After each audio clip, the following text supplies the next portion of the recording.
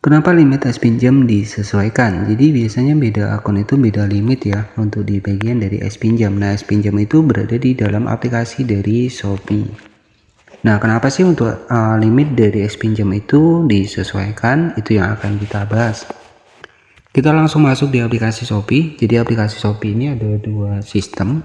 Yang pertama ada pay later, kemudian juga ada es pinjam. Nah, biasanya kan masing-masing akun ini berbeda ya untuk limitnya, ataupun limitnya ada penyesuaian. Nah, penyebabnya apa sih? Buat kamu yang penasaran ya, bisa tonton video ini sampai selesai. Baik, jadi kita langsung masuk di aplikasi dari es pinjam. Nah, jadi seperti ini ya untuk tampilannya. Dimana untuk simulasi pinjaman bisa cek di simulasi pinjaman. Nah, di sini tinggal disesuaikan saja.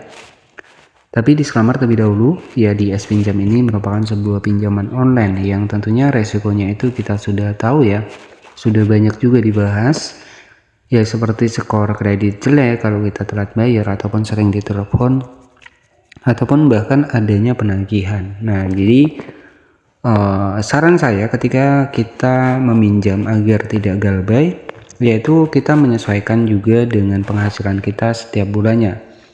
Jadi jangan sampai besar pengeluaran, kemudian pendapatannya tidak kecil, jadi nanti takutnya galbay, jadi seperti itu, ataupun telat bayar ataupun gagal bayar. Ya resikonya nanti ketika kita meminjam di perbankan yang lainnya ataupun kredit KPR, rumah KPR, ya itu sulit kalau kita sudah ada skor kreditnya sudah jelek ya.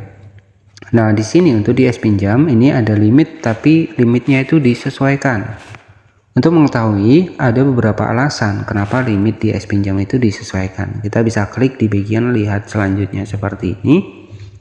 Kemudian di sini mengapa limit es pinjam disesuaikan, kita klik seperti ini. Jadi untuk limit dari es pinjam ini itu melalui penyesuaian ya, disebabkan oleh dua hal ataupun dua faktor.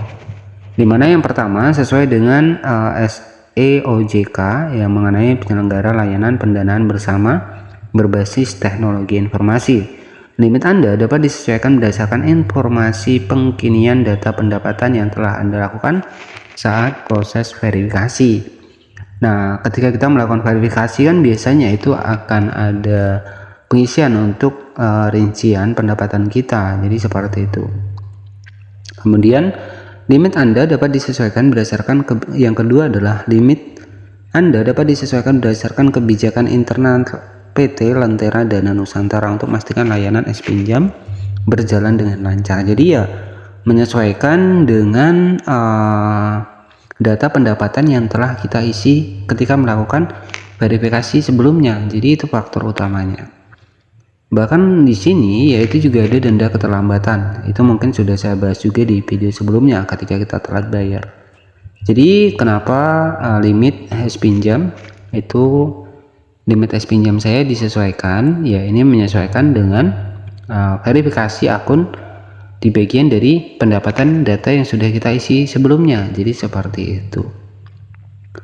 Untuk melakukan perubahan data melalui aplikasi Shopee, nah pilih akun pada halaman es pinjam, pilih profil saya, kemudian informasi pribadi, kemudian perbarui informasi, masukkan kode OTP, pilih lanjut, selanjutnya ubah data Anda ke data yang baru.